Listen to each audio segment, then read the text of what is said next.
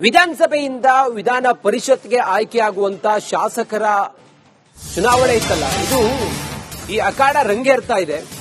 ಬಿಜೆಪಿಯಿಂದ ಉಚ್ಚಾಟಿತರಾಗಿರುವಂತಹ ಶಾಸಕರುಗಳು ಈಗ ಕಾಂಗ್ರೆಸ್ಗೆ ಬೆಂಬಲವನ್ನು ಕೊಡ್ತಾರೆ. ಕಾಂಗ್ರೆಸ್ನಲ್ಲಿ 135 ಜನ ಶಾಸಕರಿದ್ದಾರೆ. ಗೆಲ್ಲೋದಕ್ಕೆ 4 ಜನರನ್ನ ಅನಾಯಾಸವಾಗಿ ಗೆಲ್ಲಿಸಿಕೊಂಡು ಬರೋದಕ್ಕೆ ಅವಕಾಶ ಇದೆ.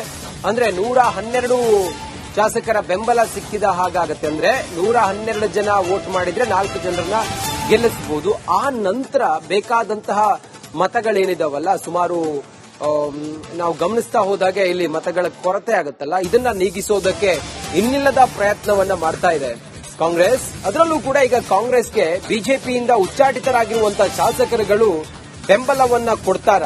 ಕಾಂಗ್ರೆಸ್ ನಾಯಕರನ್ನ ಭೇಟಿ ಮಾಡಿದ್ದಾರೆ ರೆಬಲ್ ಶಾಸಕರು. ಶಾಸಕ ಎಸ್ ಟಿ ಸೋಮಶೇಖರ್, ಶಿವರಾಮ್ ಹೆಬ್ಬಾರ್ ಅವರು ಭೇಟಿ ಮಾಡಿದ್ದಾರೆ. ಬಿಡದಿಯ ರೆಸಾರ್ಟ್ನಲ್ಲಿ ಭೇಟಿಯಾಗಿ ಮಾತುಕತೆಯನ್ನ ಮಾಡಿದ್ದಾರೆ. ಕಾಂಗ್ರೆಸ್ ಅಭ್ಯರ್ಥಿಗೆ ಮತ ಹಾಕ್ತಾರ ರೆಬಲ್ ಶಾಸಕರು. ಯಾವ ಅಭ್ಯರ್ಥಿಗೆ ಮತ ಹಾಕಬೇಕು ಅನ್ನೋದ್ರ ಬಗ್ಗೆ ತರಬೇತಿಯನ್ನ ಪಡೆದ್ರ ತಮ್ಮ ಶಾಸಕರನ್ನ ಈಗ ಕಾಪಾಡಿ ಇಟ್ಕೊಳ್ಳೋದಕ್ಕೆ ಅಥವಾ ತಮ್ಮ ಅಭ್ಯರ್ಥಿಗೆ ಮತ ಹಾಕೋದಕ್ಕೆ ರೆಸಾರ್ಟ್ನಲ್ಲಿ ಇರಿಸಿದ್ದಾರೆ ಕಾಂಗ್ರೆಸ್ನ ನಾಯಕರುಗಳು. ಎಲ್ಲೂ ಕೂಡ ಅವರು ಗೊಂದಲ ಆಗಬಾರದು, ಅಡ್ಡ ಮತದಾನ ಆಗಬಾರದು, ಮತ್ತೆ ಅವರಿಗೆ ಸರಿಯಾಗಿ ಮಾಹಿತಿಯನ್ನ ನೀಡಬೇಕು ಅನ್ನೋ ಕಾರಣಕ್ಕೋಸ್ಕರ ಈಗ ಅಲ್ಲಿಗೆ ರೆಸಾರ್ಟ್ಗೆ ಎಸ್ ಟಿ ಸೋಮಶೇಖರ್ ಮತ್ತೆ ಶಿವರಾಮ್ ಹೆಬ್ಬಾರ್ ಅವರು ಕೂಡ ಆಗಮಿಸಿದ್ದಾರೆ.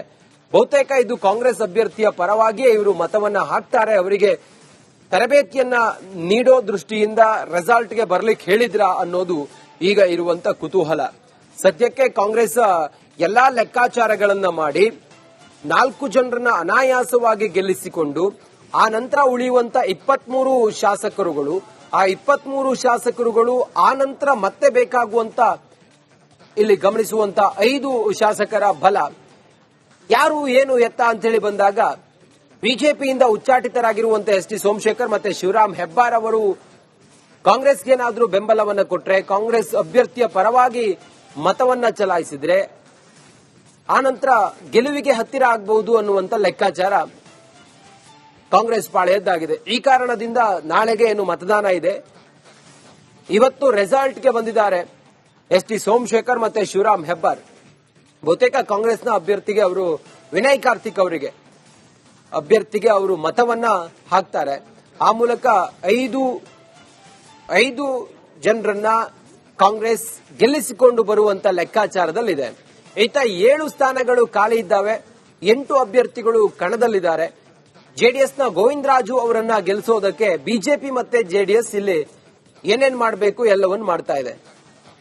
ಅದರ ಹೊರತಾಗಿಯೂ ಕೂಡ ಸುಮಾರು 4 ಶಾಸಕರ ಅಭಾವ ಎದುರಾಗುತ್ತೆ ಜೆಡಿಎಸ್ಗೆ. ಆತ್ಮಸಾಕ್ಷಿಯ ಮತಗಳನ್ನ ಕೇಳಿದ್ದಾರೆ ಗೋವಿಂದರಾಜು ಅವರನ್ನ ಗೆಲ್ಸ್ಕೊಂಡು ಬರೋದಕ್ಕೆ. ಇತ್ತ ಕಾಂಗ್ರೆಸ್ ಕೂಡ ತನ್ನದೇ ಆದಂತ ಸ್ಟ್ರಾಟಜಿಯನ್ನು ಮಾಡ್ತಾ ಇದೆ. ಈಗಾಗಲೇ ಕಾಂಗ್ರೆಸ್ನ ಕೆಲವರಿಗೆ ಜೆಡಿಎಸ್ನಿಂದ ಕರೆ ಹೋಗಿದೆ, ಆಫರ್ ನೀಡಿದ್ದಾರೆ ಅನ್ನುವಂತ ಮಾಹಿತಿ ಕೂಡ ಇದೆ.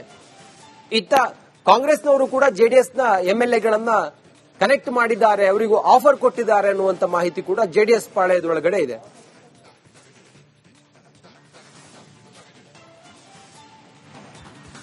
ಹೆಚ್ಚಿನ ಮಾಹಿತಿಯೊಂದಿಗೆ ನಮ್ಮ ಪ್ರತಿನಿಧಿ ಬಸವರಾಜ್ ಇದ್ದಾರೆ ಸಂಪರ್ಕದಲ್ಲಿ, ನೇರ ಸಂಪರ್ಕದಲ್ಲಿ. ಬಸವರಾಜ್, ಈಗ ಬಿಜೆಪಿಯಿಂದ ಉಚ್ಚಾಟಿತರಾಗಿರುವಂತಹ ಶಾಸಕರು ಕಾಂಗ್ರೆಸ್ಗೆ ಬಹುತೇಕ ಬೆಂಬಲವನ್ನ ಕೊಡ್ತಾರೆ ಅನ್ನೋದಕ್ಕೆ ರೆಸಾರ್ಟ್ಗೆ ಬಂದಿರೋದೇ ಬಹುತೇಕ ಸಾಕ್ಷಿ ಅಂತ ಅನ್ಸುತ್ತೆ. ಇನ್ನುಳಿದಂತ ಮತಗಳಿಗೆ ಕಾಂಗ್ರೆಸ್ ನಾಯಕರು ಏನ್ ಮಾಡ್ತಾರೆ, ಏನೇನ್ ಪಾಸಿಬಿಲಿಟೀಸ್ ಇದೆ ಕಾಂಗ್ರೆಸ್ ಪಾಳೆಯಕ್ಕೀಗ?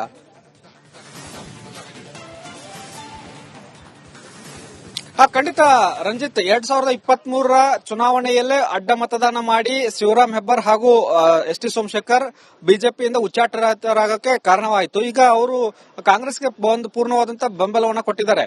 ಕಳೆದ 2-3 ವರ್ಷಗಳಿಂದ ಅವರು ಕೂಡ ಕಾಂಗ್ರೆಸ್ ಜೊತೆಗೆ ಜಾಸ್ತಿ ಗುರುತಿಸಿಕೊಳ್ಳುವಂತಹ ಕೆಲಸವನ್ನ ಮಾಡ್ತಾ ಇದ್ದಾರೆ. ಪ್ರತಿ ಸಿಎಲ್ಪಿಗೂ ಕೂಡ ತಪ್ಪದೆ ಹಾಜರಾಗಿ ಬಂದು ಹೋಗುವಂತ ಕೆಲಸವನ್ನು ಮಾಡಿದ್ದಾರೆ. ಸಿಎಲ್ಪಿ ಮುಗಿದ ನಂತರ ಊಟಕ್ಕೆ ಹೋಗಿದ್ವಿ ಅನ್ನೋ ಒಂದಷ್ಟು ನೆಪಗಳನ್ನು ಕೂಡ ಬೆಳಗಾವಿ ಅಧಿವೇಶನ ಸಂದರ್ಭದಲ್ಲಿ ಕೂಡ ಹೇಳುವಂತ ಕೆಲಸವನ್ನು ಮಾಡಿದ್ರು. ಈಗ ಖಾಸಗಿ ಹೋಟೆಲ್ ನಲ್ಲಿ ಕಾಂಗ್ರೆಸ್ನ ಶಾಸಕರು ಇವತ್ತು ಇಡೀ ದಿನ ನಾಳೆಯ ಚುನಾವಣೆಯ ತಾಲೀಮನ್ನು ನಡೆಸಿರ್ತಕ್ಕಂಥದ್ದು. ಆ ಸಂದರ್ಭದಲ್ಲಿ ಈ ಇಬ್ಬರು ಉಚ್ಚಾಟಿತ ಬಿಜೆಪಿ ಶಾಸಕರು ಆಗಮಿಸಿ ತಾವು ಕೂಡ ಈ ಒಂದು ಮತದಾನದ ಪ್ರಕ್ರಿಯೆಯಲ್ಲಿ ಭಾಗವಹಿಸಿ ತಾವು ಕೂಡ ಯಾವ ಅಭ್ಯರ್ಥಿಗೆ ಮತ ಹಾಕಬೇಕು ಮತ್ತು ಕಾಂಗ್ರೆಸ್ ನಾಯಕರು ಏನ್ ಹೇಳಿದ್ದಾರೆ ಅನ್ನುವಂತ ಒಂದಷ್ಟು ಸಲಹೆ ಸೂಚನೆಗಳನ್ನ ಕೇಳಿಕೊಂಡು ಹೋಗಿರ್ತಕ್ಕಂಥದ್ದು. ಹೀಗಾಗಿ ಕಾಂಗ್ರೆಸ್ ಅಭ್ಯರ್ಥಿ 5ನೇ ಅಭ್ಯರ್ಥಿಗೆ ಗೆಲ್ಲೋಕೆ ಯಾವುದೇ ಕಷ್ಟ ಆಗಲ್ಲ ಅನ್ನೋ ಮಾತುಗಳನ್ನ ಈ ಹಿಂದಿನಿಂದಲೂ ಕೂಡ ಕಾಂಗ್ರೆಸ್ ನಾಯಕರು ಹೇಳ್ತಾ ಇದ್ರು. ಈಗ ಅವರು ಬಹಿರಂಗವಾಗಿ ಇಲ್ಲಿ ರೆಸಾರ್ಟ್ಗೆ ಬಂದು ಹೋಗಿರೋ ಕಾರಣಕ್ಕಾಗಿ ಒಂದು ಸುಲಭ ಆಗತ್ತೆ ಅನ್ನೋ ಅನ್ನೋದು ಈಗ ಒಂದು ಅಭಿಪ್ರಾಯ ಕಾಂಗ್ರೆಸ್ ಪಕ್ಷದಿಂದ ವ್ಯಕ್ತವಾಗ್ತಾ ಇದೆ. 5ನೇ ಅಭ್ಯರ್ಥಿಗೆ 3 ಮತಗಳ ಕೊರತೆ ಇತ್ತು. ಇಬ್ಬರು ಬಿಜೆಪಿ ಉಚ್ಚಾಟಿತರ ಬೆಂಬಲ ಕೊಡ್ತಾ ಇದ್ದಾರೆ. ಇನ್ನ 2ನೇ ಪ್ರಾಶಸ್ತ್ಯ ಮತಗಳನ್ನ ಎಷ್ಟು ಹಾಕಬೇಕು ಮತ್ತು ಯಾವ ಪ್ರಮಾಣದಲ್ಲಿ ಹಾಕಬೇಕು ಅನ್ನುವಂಥದ್ದು ಒಂದು ಚರ್ಚೆ ಕೂಡ ನಡೀತಾ ಇದೆ. 1 ಮತಗಳ ಕೊರತೆ ಏನು ಕಾಣಿಸ್ತಾ ಇದೆ, ಅದಕ್ಕೆ 2 ಮತಗಳ ಸಿಗುವಷ್ಟು ಹಾಕಬೇಕಾ ಅನ್ನುವಂಥದ್ದು. ಇನ್ನೊಂದು 4 ಉಳಿದ ಅಭ್ಯರ್ಥಿಗಳಿಗೂ ಕೂಡ ಎಷ್ಟು ಮತಗಳನ್ನ ಹಾಕಬೇಕು ಅನ್ನುವಂಥದ್ದು ಇಡೀ ದಿನ ಚರ್ಚೆ ಮಾಡಿರ್ತಕ್ಕಂಥದ್ದು. ಅದಕ್ಕೆ ಅಣುಕು ಮತದಾನವನ್ನು ಮಾಡುವ ಮೂಲಕ ಒಂದಷ್ಟು ಶಾಸಕರಿಗೆ ತರಬೇತಿಯನ್ನು ನೀಡಿರ್ತಕ್ಕಂಥದ್ದು, ಒಂದು ತಂಡಗಳನ್ನು ಕೂಡ ಈಗಾಗಲೇ ರಚನೆ ಮಾಡಲಾಗ್ತಾ ಇದೆ ಅನ್ನೋ ಮಾಹಿತಿಗಳು ಒಳಗಡೆಯಿಂದ ಲಭ್ಯ ಆಗ್ತಾ ಇದಾವೆ. ಆ ತಂಡವನ್ನು ಯಾರು ಲೀಡ್ ಮಾಡ್ತಾರೆ, ಎಷ್ಟು ನೇತೃತ್ವದ ತಂಡ, ಎಷ್ಟು ಶಾಸಕರು ಆ ಒಂದು ತಂಡದಲ್ಲಿ ಇರ್ತಾರೆ ಅನ್ನೋ ಮಾಹಿತಿಗಳು ಇನ್ನಷ್ಟೇ ಲಭ್ಯ ಆಗಬೇಕಾಗಿರ್ತಕ್ಕಂಥದ್ದು. ಬಹುತೇಕ ಇಲ್ಲಿ ಒಂದು ಗಮನಿಸಿದ ಹಾಗೆ ಮೊದಲ ಒಂದು ಅಭ್ಯರ್ಥಿಗೆ 29, 2ನೇ ಅಭ್ಯರ್ಥಿಗೂ ಕೂಡ 29, ಉಳಿದ 2 ಅಭ್ಯರ್ಥಿಗೆ ಉಳಿದ 3 ಅಭ್ಯರ್ಥಿಗೆ 28 ಮತಗಳನ್ನ ಹಾಕುವಂತ ಸಾಧ್ಯತೆಗಳು ಇಲ್ಲಿ ಗೋಚರಿಸ್ತಾ ಇರೋದ್ರಿಂದ ಸಹಜವಾಗಿ ಇದೇ ಫಾರ್ಮುಲಾ ಅಡಿ ಈ ಒಂದು ಶಾಸಕರಿಗೆ ಮತದಾನ ಮಾಡೋದಕ್ಕೆ ಒಂದು ತರಬೇತಿಯನ್ನು ಕೊಟ್ಟಿದ್ದಾರೆ ಅನ್ನುವಂತ ಮಾಹಿತಿಗಳು ಲಭ್ಯ ಆಗ್ತಾ ಇದಾವೆ. ಹೀಗಾಗಿ ಸೆಳೆಯುವಂತ ಕೆಲಸಗಳು ಈ ಕಡೆಯಿಂದನೂ ಆ ಕಡೆಯಿಂದನೂ ಕೂಡ ಆಗಬಹುದು ಅನ್ನೋ ನಿಟ್ಟಿನಲ್ಲಿ ಕಾಂಗ್ರೆಸ್ ಮುಂಜಾಗ್ರತೆಯನ್ನು ವಹಿಸಿಕೊಂಡು ರೆಸಾರ್ಟ್ಗೆ ಶಿಫ್ಟ್ ಆಗಿದೆ. ನಿನ್ನೆ ಕೂಡ ಆರೋಪ ಮಾಡಿದಂತೆ ಕಾಂಗ್ರೆಸ್ನ ಒಂದಷ್ಟು ಶಾಸಕರಿಗೆ ಕೂಡ ಆಮಿಷಗಳು ಬಂದಿದ್ದು, ಆದ್ರೆ ಯಾವ ಶಾಸಕರು ಹೋಗಿಲ್ಲ ಅನ್ನೋ ಮಾತನ್ನ ಸ್ವತಃ ಸಿಎಂ ಅವರು ನಿನ್ನೆ ಸಭೆಗೆ ತಿಳಿಸಿರ್ತಕ್ಕಂಥದ್ದು. ಆದಾಗ್ಯೂ ಕೂಡ ಮುಂದೆ ಕೊನೆ ಹಂತದ ಸಿರಾಜ್ ಮತ್ತೆ ನಿಮ್ಮನ್ನ ಸಂಪರ್ಕ ಮಾಡ್ತೀವಿ. ಥ್ಯಾಂಕ್ ಯು ನಿಮ್ಮೆಲ್ಲ ಮಾಹಿತಿಗಾಗಿ.